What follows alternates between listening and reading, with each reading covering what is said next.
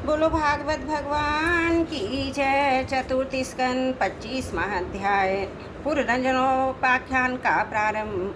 श्री मैत्री जी कहते हैं, विदुर जी, इस प्रकार भगवान शंकर ने प्रचेताओं को उपदेश दिया। फिर प्रचेताओं ने शंकर जी की बड़ी भक्ति भाव से पूजा की। इसके पश्चात भी उन राजकुमारों के सामने ही अंतर ध्यान हो गए।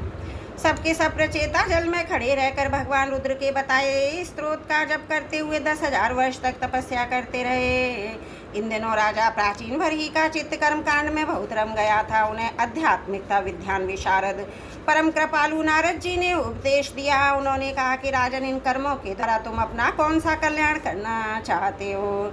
दुख के आत्यांतिक नाश और परमानंद की प्राप्ति का नाम कल्याण है, वह तो कर्मों से ही नहीं मिलता। राजा ने कहा, महाभाग नारद जी, मेरी बुद्धि कर्म में फंसी हुई है, इसलिए मुझे परम कल्याण का कोई पता नहीं है। आप मुझे विशुद्ध ज्ञान का उपदेश दीजिए, जिससे मैं इस कर्म बंधन से छूट जाऊं।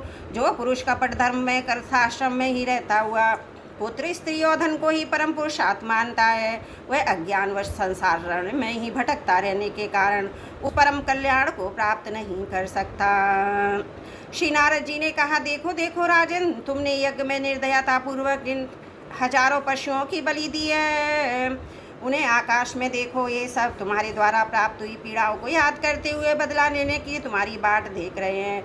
जब तुम मरकर परलोक में जाओगे, तब ये अत्यंत क्रोध में भरकर तुम्हें अपने लोह के सींगों से छेदेंगे। अच्छा, इस विषय में तुम्हें एक प्राचीन उपाख्यान सुनाता हूँ।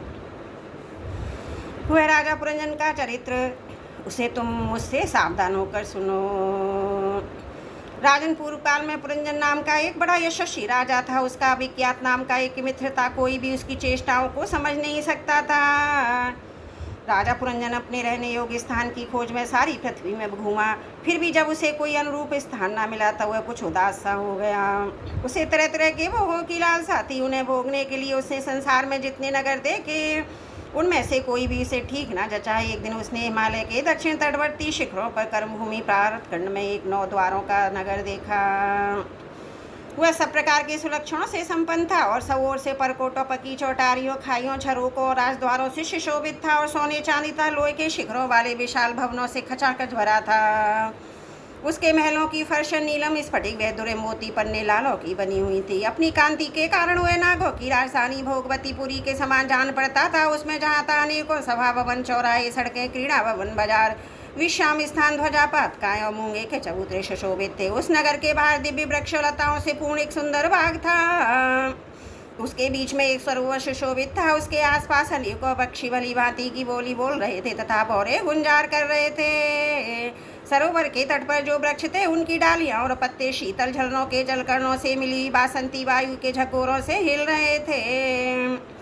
इस प्रकार वे तटवर्ती भूमि की शोभा बढ़ा रहे थे। वहाँ के वन्य पशु भी मुनि जनोचित अहिंसादि व्रतों का पालन करने वाले थे, इसलिए उनसे किसी को कष्ट नहीं पहुँचता था। बार बार जो कोकिल की कोई धुनी में होती थी, उससे इस मार्ग में चलने वाले बटोइयों को ऐसा भ्रम होता था मानो वह बगीचा विश्राम के लिए उन्हें बुला रहा है। राजा पुरंजन ने उस अद्भुत वन में घूमते घूमते एक सुंदरी को आते देखा, जो अकस्मात उधर चली आई थी। उसके साथ 10 सेवक थे, जिनसे प्रत्येक 100 नायिकाओं का पति था। एक 5 फन वाला सांप उसका द्वारपाल था, वही उसके सब ओर रक्षा करता था। वह सुंदरी बोली भाली किशोरी थी, विवाह के लिए श्रेष्ठ पुरुष की खोज में थी। उसकी नास का दंत भक्ति कपोल मुख बहुत सुंदर थे, समान कानों में कुंडल झिलमिला रहे थे। उसका रंग सांवला था, कटिप्र से सुंदर था। पीले रंग की साड़ी, सोने की करदनी पहने हुई थी। चलते चलते चरणपुर की झनकार करती अधिक क्या साक्षात देवी सी जान पड़ती थी। गजगामनी वाला किशोरावस्था की सूचना देने वाले गोल गोल समान परस्पर सटे हुए इस नव को लज्जावश बार बार अंचल से ढकती जाती थी। उसकी प्रेम से मटकती भौहें प्रेमपूर्ण तिरछी चितवन के बाण से घायल होकर वीर पुरंजन ने लज्जायुक्त मुस्कान से भी सुंदर लगने वाली उस देवी से मधुरवाणी में कहा, कमलदल लोचनी, तुम मुझे बताओ, तुम कौन हो, किसकी कन्या हो, साध्वी इस समय वह कहाँ से आ रही हो? भीरू इस पुरी के तुम क्या करना चाहती हो? सब्रू, तुम्हारे साथ 11वें महान शूरवीर से संचालित 10 सेवक कौन और सहेलियाँ तथा तुम्हारे आगे चलने वाला ये सर्फ कौन है? सुंदरी तुम साक्षात लज्जा देवी हो, मारा माओ ब्रह्माणी में से कोई हो, या वन में मुनियों की तरह एकांतवास करके क्या अपने पति देव को खोज रही हो? तुम्हारे प्राणनाथ तो तुम उनके चरणों की कामना करती हो, इतने में ही पूर्ण काम हो जाएंगे। अच्छा, तुम साक्षात कमला देवी हो तो तुम्हारे हाथ का क्रीड़ा कमल कहाँ गिर गया? सुभगे तुम इनमें से कोई नहीं, क्योंकि तुम्हारे चरण पृथ्वी का स्पर्श कर रहे हैं। अच्छा, यदि तुम कोई मानवी ही हो तो लक्ष्मी जी, जिस प्रकार भगवान विष्णु के साथ बैकुंठ की शोभा बढ़ाती है, उस प्रकार तुम मेरे साथ इस श्रेष्ठपुरी को अलंकृत करो। देखो, मैं बड़ा ही वीर और पराक्रमी हूँ, परंतु आज तुम्हारे कटाक्ष ने मेरे मन को बेकाबू कर दिया है। तुम्हारी लजीली रतिभाव से भरी मुस्कान के साथ भौं के संकेत पाकर ये शक्तिशाली कामदेव मुझे पीड़ित कर रहा है। इसलिए सुंदरी, अब तुम्हें मुझ पर कृपा करनी चाहिए। सुशिष्टमिते सुंदर वो है, मसोर नेत्रों से सुशोभित तुम्हारा मुखार बिंदिन, लंबी लंबी काली काली अलकावलियों से घिरा हुआ तुम्हारे मुख से निकलू ये वाक्य बड़े ही मीठे मन हरने वाले हैं, परंतु यह मुख तो लाज के मारे मेरी ओर होता है। जरा ऊंचा करके अपने सुंदर मुखड़े का मुझे दर्शन कराओ।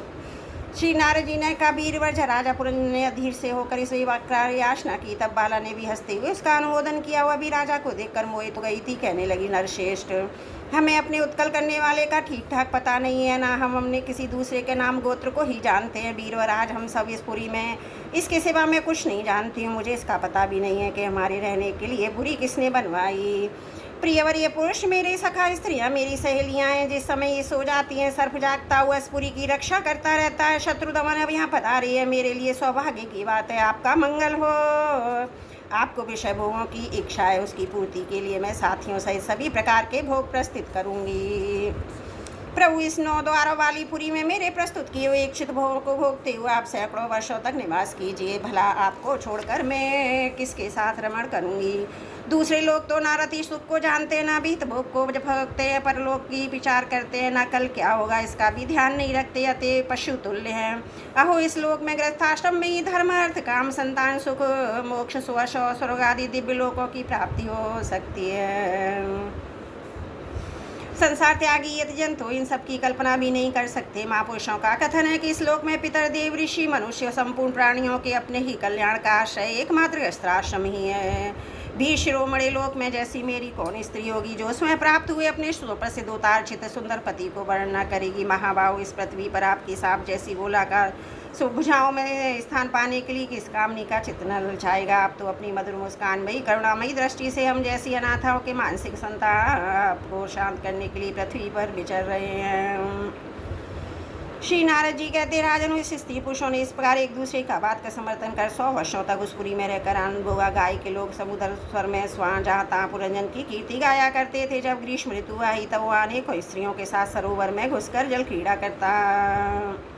उस नगर में जो 9 द्वार थे, उनमें से 7 नगरी के ऊपर 2 नीचे। इस नगर का जो कोई राजा होता उसके पृथक पृथक देशों में जाने के लिए द्वार बनाए गए थे। राजन, इनमें से 5 पूर्व, 1 दक्षिण, 1 उत्तर और 2 पश्चिम की ओर थे। उनके नामों का वर्णन करता हूँ। पूर्व की ओर खद्दोता और आविर्मुखी नाम के 2 द्वार एक ही जगह बनाए गए थे। उनमें होकर राजा पुरंजन अपने मित्र धुमान के साथ भृवार्जित नामक देश को जाया करता था। इसी प्रकार इस ओर नलिनी और नलिनी नाम के 2 द्वार और भी एक जगह बनाए गए थे। उनमें से होकर अवधूत के साथ सौरभ नामक देश को जाता था। पूर्व दिशा की ओर मुख्य नाम का जो 5वां द्वार था, उसमें होकर वह रजस्क और बेपड़ के साथ क्रमण बहुधन आपड़ नाम के देश को जाया करता था। पुरी के दक्षिण की ओर पितरहु नाम का द्वार था। उसमें होकर राजा पुरंजन शुतधर के साथ दक्षिण पांचाल देश को जाता था। उत्तर की ओर जो देवहु नाम का द्वार था, उसमें शुतधर के ही साथ वह उत्तर पांचाल देश को जाता था। पश्चिम दिशा में आश्री नाम का दरवाजा था। उसमें होकर वह दुर्मद के साथ ग्रामक देश को जाता था।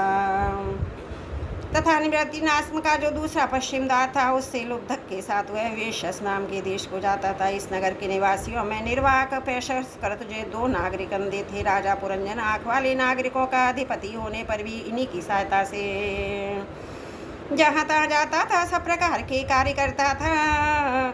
जब कभी अपने प्रधान सेवक विशुचीन के साथ अंतपुर में जाता था, उसे स्त्री और पुत्रों के कारण होने वाले मोह प्रसन्नता में हर्ष और विकारों का अनुभव होता। उसका चित्त तरह तरह के कर्मों में फंसा हुआ था। काम परवश होने के कारण मूल रमणी के द्वारा ठगा गया था। उसकी रानी जो जो काम करती वही वह करने लगता। वह जब मद्यपान करती वह मदरा पीता, मद से उन्मत्त हो जाता। जब भोजन करती तो भी भोजन करने लगता। जब कुछ चबाती तो वह चबाने लगता। इसी प्रकार कभी इसके गाने से गान रोने लगता, हंसने लगता और बोलने पर बोलने लगता। वह दौड़ती तो दौड़ने लगता, खड़ी होती तो खड़े हो जाता, सोती तो सो जाता, बैठती तो बैठ जाता। कभी वह सुनने लगती तो सुनने लगता, देखती तो देखने लगता, सुनती तो सुनने लगता, छीती तो छूटने लगता। कभी उसकी प्रिया शोकाकुल होती तो अत्यंत दिन के वह व्याकुल हो जाता। जब वह प्रसन्न होती तो प्रसन्न हो जाता, उसके आनंदित होने पर भी आनंदित होता। इस पर राजा पुरंजन अपनी सुंदरी रानी के साथ ठगा हुआ रह गया। सारा प्रकृति बर प्रकारी उसको धोखा देने लगा। मूर्ख विवश होकर इच्छा न होने पर भी खेल के लिए घर पर पाले हुए बंदर के समान अनुकरण करता था। बोलो भागवत भगवान की जय। चतुर्थ स्कंद 25वां अध्याय समाप्त। त्रुटियों के लिए क्षमा चाहती हूँ।